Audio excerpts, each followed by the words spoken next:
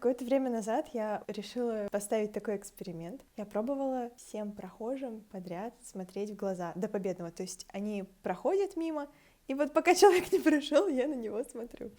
Потому что я заметила за собой, что я почти что не смотрю в глаза людям или смотрю только вот этот допустимый промежуток времени, там, не знаю, 1,5-2 секунды, все, и потом быстро отвожу взгляд, даже если мне хочется еще подольше посмотреть на человека. Я решила, что надо с этим как-то бороться. Если честно, то до такого, чтобы неделю подряд это делать, у меня не доходило, но несколько дней подряд получалось, и вот к каким выводом я пришла. Ужасно. Ладно, не выводом, просто. Короче, ты начинаешь замечать людей, то есть ты начинаешь видеть, что ты, оказывается, не один находишься в мире, в обществе и на улице, а вокруг реальные люди существуют, и потенциально ты с ними можешь заговорить и что-то про них узнать. Этот же эксперимент навел меня на мысли о том, что очень странно, что мы считаем нормальным заговаривать с человеком, которого мы уже знаем, и немного неловким и ненормальным заговаривать с человеком, которого мы не знаем. Потому что вероятность того, что мы оказались в одном времени, в одном пространстве, вообще вот в этой секунде сейчас вместе, настолько мала, что это уже достаточный повод, чтобы заговорить, если хочется, и обменяться мыслями, не знаю, пообщаться. Ну, короче, незнакомые люди — это такие же знакомые, просто ты с ними еще не познакомился. Это очень бредовое видео будет. Вот. Потом идешь, короче, смотришь в глаза человеку, он так посмотрел, убрал взгляд, потом, человек ведь чувствует, что на него продолжает смотреть, он так быстренько оп, на меня, что ли, до сих пор смотрят? И вот это самый неловкий момент. Самый неловкий, но я крепилась и старалась выдерживать взгляд до конца. Потом я еще начала смотреть на лица людей в машинах. У меня с детства так повелось, что машины кажутся какими-то самостоятельными существами. То есть фары — это их глаза, номер — это типа рта что-то и бампер. А тут ты начинаешь воспринимать машины не как какие-то движущиеся объекты, а как орудия, которыми управляют, опять же, реальные люди. И это настолько странно, потому что когда ты смотришь в глаза человеку, который сидит в машине, пока она проезжает, или пока ты идешь мимо, он тоже на тебя начинает смотреть. Это тоже немного неловко. И в целом ты начинаешь себя чувствовать немного увереннее или намного увереннее. Ты начинаешь себя прямо чувствовать таким сигмой, хозяином ситуации. То есть ты можешь себе позволить смотреть на человека, даже если это чуть-чуть дольше допустимой нормы, скажем так. В метро или в автобусе, где ты сидишь прямо напротив, и это не на несколько секунд, а надолго, я это не пробовала, потому что тут мне было бы слишком странно и неловко. Но по-хорошему надо довести этот эксперимент до конца и нормально реально часто смотреть в глаза людям на улице. Объясню еще зачем. Бывает такое, что мне какой-то человек симпатичен, и я настолько боюсь, что если я буду смотреть на этого человека, то он, что он всем своим видом покажет равнодушие и безразличие, что я первая это делаю. То есть я такая: нет, мне не интересно, я не смотрю. И вот чтобы такого не происходило, надо потренироваться, смотреть на всех, чтобы потом спокойно смотреть в глаза хотя бы тем людям, которым хочется. Но если я все-таки смогу с этим справиться и смогу несколько дней подряд смотреть почти всем людям в глаза, я поделюсь еще какими-то новыми открытиями, которые, возможно, будут. Вспомнила. Вот еще что. Намного легче смотреть в глаза проходящему мимо человеку, когда ты фокусируешься не на себе, а на нем. Например, можно представить, что ты пишешь книгу, роман, и тебе нужно понять, что за человек перед тобой. Вот можно на него так смотреть и думать: интересно, а о чем этот человек думает? Какой у него сегодня был день? А кем он работает? А что его заботит? А какое у него настроение? Не знаю, чего он ждет от завтрашнего дня? То есть вот так вот, именно как художник, можно убрать себя в сторонку, чтобы не париться, не переживать, и смотреть вот в таком ключе, как будто бы с интересом к человеку. Другое дело, что не каждый раз, не всякий день тебе вообще интересно обращать внимание на людей и думать о том, что там у них происходит, когда своя собственная голова забита. Но когда нет, вот в рамках эксперимента, это помогает. То есть просто думать о другом человеке и о том: интересно, а что вообще у него за жизнь? Тогда становится менее стеснительно. Кстати, в общении это, наверное, тоже помогает, когда ты фокус убираешь с себя на другого человека. Вот неловкость какая-то уходит. Мне кажется, достаточно. В общем, если что-то новое будет на эту тему, я поделюсь еще. Мне приходила в голову такая мысль: что если бы взгляд человека обозначался солнечным зайчиком? То есть представим альтернативную вселенную, в которой люди, когда смотрят на что-то, они не могут скрыть свой взгляд, а на объекте обязательно появляется такой след от солнечного зайчика. И когда ты водишь глазами, соответственно, этот зайчик тоже бегает. Не как прожекторы, не вот это вот. А именно след остается только на объекте наблюдения. Тогда Если бы человек был на сцене, считайте, на нем было бы 1000 прожекторов, и он бы светился, потому что он в центре внимания. Были бы специальные очки, которые блокируют это излучение, и не видно, куда человек смотрит, и все бы сразу думали, что этот человек какой-то подозрительный, потому что он ходит в этих очках. И было бы сложно смотреть в глаза другому человеку, потому что вы бы ослепляли друг друга. Что я несу? Что я несу? Нормально. Вот такая рандомная мысль на сегодня. С детства много кто из нас слушает зарубежную музыку, и из-за того, что мы английский... кто-то, наверное, с детства понимает, да, о чем там поется. Но я вот только с недавних пор начала понимать прямо все тексты в англоязычных песнях, и мне кажется, это формирует особое восприятие музыки, когда у тебя акцент не на смысле, а на подаче, на мелодичности, на вайбе песни, в принципе. И мне кажется, такой опыт восприятия музыки может сказаться как-то и на создании музыки для тех, кто свою музыку пишет. Про себя могу сказать, у меня акцент явно смещен со смысла, с текста на мелодичную часть, потому что меня это больше занимает, меня это больше интересует.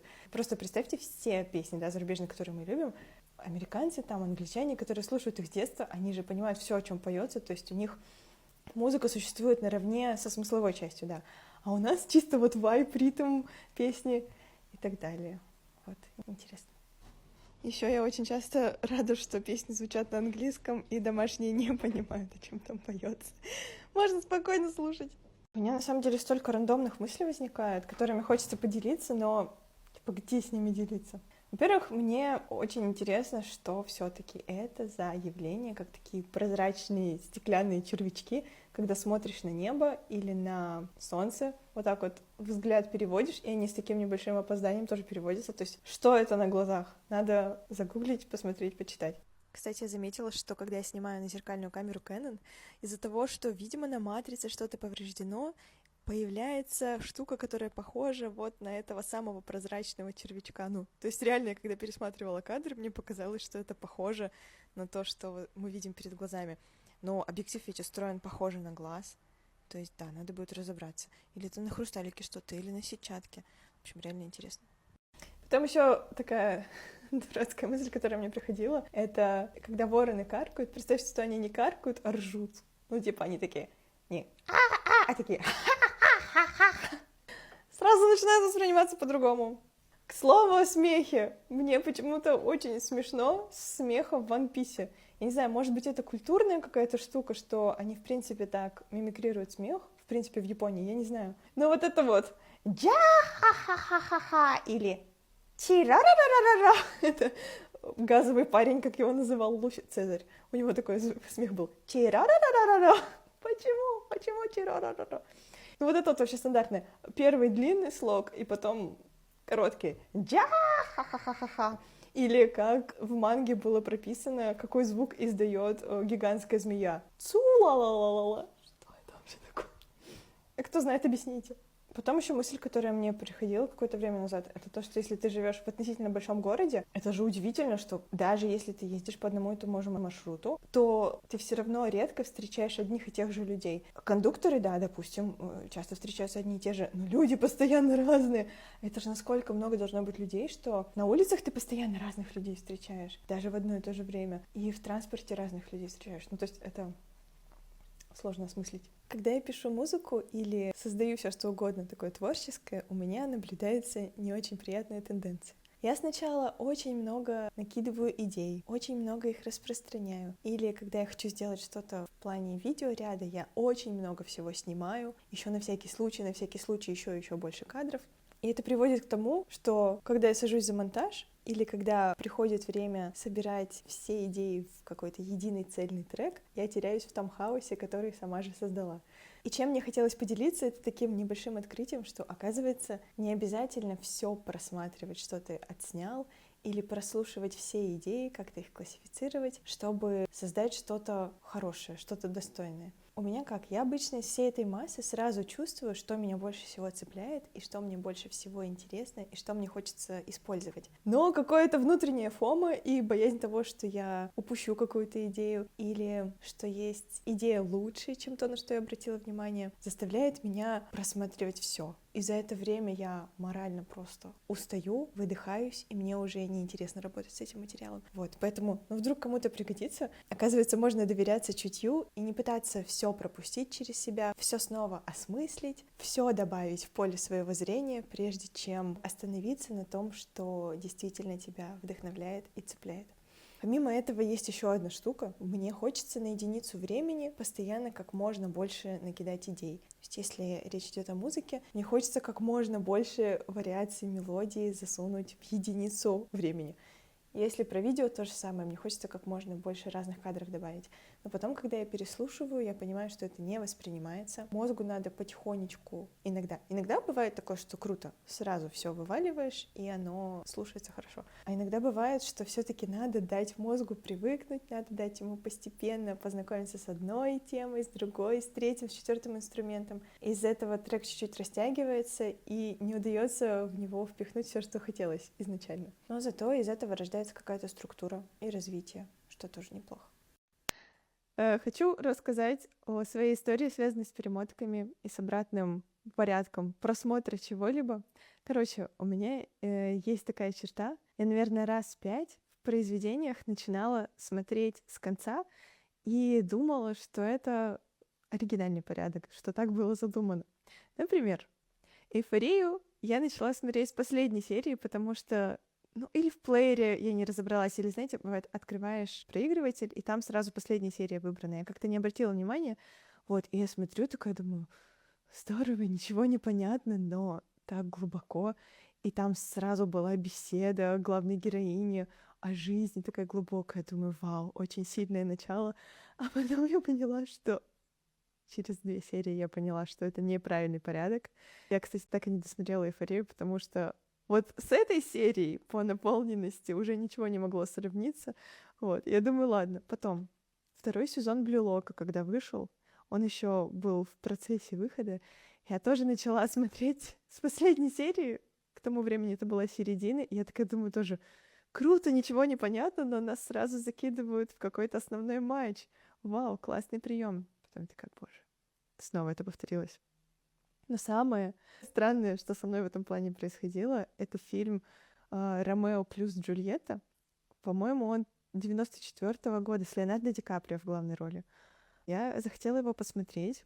У моих родителей есть кассеты, есть видеопроигрыватель. Я нашла кассету с этим фильмом, вставила ее в проигрыватель, и я смотрю, происходит что-то просто невероятное. Какой-то полнейший артхаус. Я смотрю, думаю, вау, так необычно. Там очень необычные виды, очень необычное движение камеры, необычное музыкальное сопровождение. Короче, оказалось, на кассетах есть такая функция, когда ты просматриваешь, там же пленка прокручивается, ты потом включаешь обратную перемотку. То есть нажимаешь кнопку play, и пленка отматывается обратно, чтобы человек, который следующим возьмет эту кассету, мог посмотреть сначала. А кассету, которую я взяла, она отмотана не была. И я начала смотреть буквально реверснутый фильм. И это было так необычно. И я думаю, вот это фантазия, конечно, у режиссера. Вот, и мне так понравилось, что я думаю, я попробую еще раз посмотреть эту последнюю сцену в реверсе, потому что это реально очень прикольно. Но еще было у меня такое, что я у знакомого цикл рассказов начинала читать, таких мини-рассказов, зарисовок таких символически абстрактных. Вот. Я начинала читать тоже с последнего рассказа, где уже происходит кульминация, и я тоже думаю, вау, мне ничего не понятно, но очень здорово. Короче, я не учусь на ошибках, но это прикольно. Возможно, это когда-нибудь пригодится как художественный прием. Не просто, чтобы реверснуть, не знаю, трек, клип или еще что-то, а в принципе, чтобы начать с кульминации. Наверняка много кто уже так делал. Ну, просто как будто это интересно. Вот, если что-то вам кажется скучным, попробуйте это посмотреть в обратной перемотке. Возможно, что-то новенькое найдется. Или с последней серии, как сериалы. Последнее время я пытаюсь представлять жизнь следующим образом. То есть я раньше, как обычно, представляла в своей голове. Моя жизнь, вот прошлый месяц, позапрошлый месяц, условно целый год такой кружочком, и события нанизаны на матрицу вот этого круглого года. Последнее время я стараюсь избавиться от этого представления, потому что из-за него я очень загоняюсь. И я придумала себе представлять мир как исключительно пространство. То есть как будто нет прошлого, будущее такое, ну только в твоих мыслях, да, в мечтах такое туманное. Вот. А есть как бы реальная развернутая карта пространства, в котором ты находишься, и ты в этом пространстве представляешь людей, которые одновременно с тобой живут и одновременно с тобой занимаются своими делами. То есть можно представить каких-то блогеров, артистов, которые в это время, там, не знаю, идут в магазин или что-то записывают, что-то делают, общаются, любых своих друзей, знакомых, родственников, людей в любой географической точке, и ты просто пытаешься осмыслить все то многообразие жизни, которое происходит одновременно вот в данном срезе, и оно все каждую секунду абсолютно новое, и каждую секунду полностью меняется. То есть каждый раз срез пространства новый, и срез жизни других людей абсолютно новый. И такое представление, ну, пока что я все еще скатываюсь в старую модель. То есть я все еще, когда думаю, вот бессознательно, когда абстрагируюсь от настоящего момента, мне все еще представляется кругленький такой 25-й год с событиями, с тем, что прошло, то есть такой узкий коридор моей собственной жизни. Но как только мне удается отойти от этой модели и представить себе в голове другую модель, которая как будто бы больше приближена к реальности, чем эта искусственная модель года, которая, по сути, основана только на том, что мы живем на Земле, которая вращается вокруг Солнца, и год равен одному обороту вокруг Солнца. То есть жили бы мы на Марсе, было бы все по-другому, и так далее. И жили бы мы не в Солнечной системе, тоже все было бы по-другому. Так что, ладно, это отдельная тема. Короче, это ощущение, оно тебя освобождает от условно череды твоих прошлых ошибок, от того, что, например, какое-то дело, давно планировавшееся, еще не сделано, оно тебя сразу же добавляет в одно поле реальности, скажем так, с людьми, с которыми ты действительно хочешь находиться, то есть даже если в твоем физическом пространстве, дома, среди знакомых, самых ближайших, еще нет людей, которые на 100% твои родные души, ты можешь быть точно уверен, что они где-то есть, и они точно так же одновременно с тобой живут, просто в другой географической точке. И эта мысль почему-то так окрыляет, и это представление о мире очень воодушевляет и окрыляет, и тебе намного проще действовать в моменте, и намного проще делать непривычные для себя шаги и действия. Вот. Ну, это на словах, пока что в моей голове это не перестроилось, но просто интересная мысль. Да, я на YouTube вообще огромный ролик записывала про время, и почему я считаю, что это очень-очень условная категория, но при том, что я этот ролик записала полгода назад, думаю я об этом обо всем уже 1,5 года, вот только сейчас я действительно начинаю потихоньку воспринимать жизнь по-другому. То есть не как вот этот свой круг, свою таймлайн, так сказать, свою последовательность событий моей жизни, а именно как все многообразие событий и жизней, которые происходят сейчас. И в этом многообразии у тебя есть власть подсвечивать и фокусироваться на том, что тебе интересно, что тебя радует, к чему ты хочешь приблизиться. Вот. На днях я смотрела рум-тур по одному очень такому красивому, обширному дому с большим количеством комнат, там, с теннисным столиком внутри, с библиотекой, с кинозалом, со всем чем угодно. И мне пришла в голову следующая мысль. В общем, у меня был период, когда я очень стеснялась петь дома. Мне казалось, что все слушают, осуждают, я себя чувствовала очень несвободной. Я такая, вот было бы помещение где-то там рядом, например, где я могу находиться одна, было бы намного проще. И это меня вынудило искать места, где я могу попеть в одиночестве. И это меня привело в очень интересные места, в которые я бы не пришла, если бы у меня все это было дома. И я подумала, что когда у тебя на данный момент, да, нет какого-то большого обустроенного дома со всеми возможностями, то весь мир становится твоим домом. Реально. Например, теннисные столики. Ты можешь пойти в парк, поиграть в теннис и там встретить новых людей. Библиотека — то же самое. Ты просто начинаешь выходить из своего вот этого небольшого замкнутого пространства, и у тебя как будто даже еще больше возможностей открывается. Ты начинаешь взаимодействовать с новыми людьми, ты открываешь для себя как бы такие новые участки карты.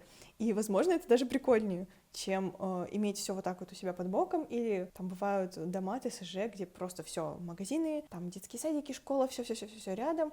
И с одной стороны это круто, потому что, наверное, безопасно, удобно, быстро, но с другой стороны это создает такой некий вакуум, пузырь. Ты постоянно видишь одних и тех же людей, постоянно находишься на одном и том же участке. Вот, поэтому я подумала, что, в принципе, жизнь-то хороша.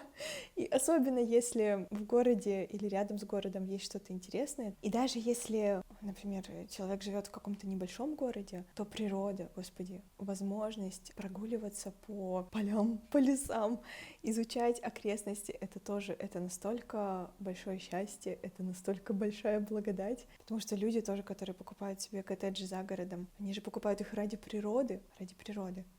Да, приятно, что у тебя красивый дом, красивая среда, но она становится еще более ценной за счет того, что ее окружает. А это то, что окружает, оно доступно практически всем. Вот, можно проехаться, погулять, выехать. Поэтому да, такая мысль. Что большой дом — это хорошо, особенно когда в дополнение к нему идет и так уже насыщенная, активная жизнь, но пока или когда этого нет, это тоже, в принципе, не страшно, потому что это подталкивает тебя к открытию новых горизонтов, новых мест, новых локаций. Почему я считаю, что ТикТок и соцсети — это утопия, в хорошем смысле этого слова, которая становится реальностью? Вот смотрите, люди делают то, что им интересно. Люди делятся бесплатно навыками, делятся бесплатно советами. Мы, как потребители или просто как наблюдатели, это все бесплатно смотрим, и при этом люди, которые, да, преуспели в том, чтобы набрать аудиторию, они еще и могут обеспечивать себя с этого. Мне кажется, люди в прошлом могли только о таком мечтать. То есть абсолютно бесплатный равноценный обмен еще и с плюсами для создателя контента. Еще мне подумалось, что TikTok — это своего рода песочница, не только в том плане, что можно что-то новое создавать, но и в том плане, что, как в детстве, вы приходили в песочницу, знакомились с другими детьми, говорили: «Меня зовут так-то», «О, мне интересно это», «Мне не нравится это», начинали играть, взаимодействовать, и другие дети также. Сейчас, уже во взрослом возрасте, мы тоже как бы представляемся, обозначаем, что нас интересует. Даже просто своим контентом указываем на то, что дарит нам энергию, как-то заряжает нас. И таким образом находим людей, которые с нами на одной волне. То есть TikTok — это как такой большой двор, но других масштабов. Двор, в который может вместиться огромное количество людей.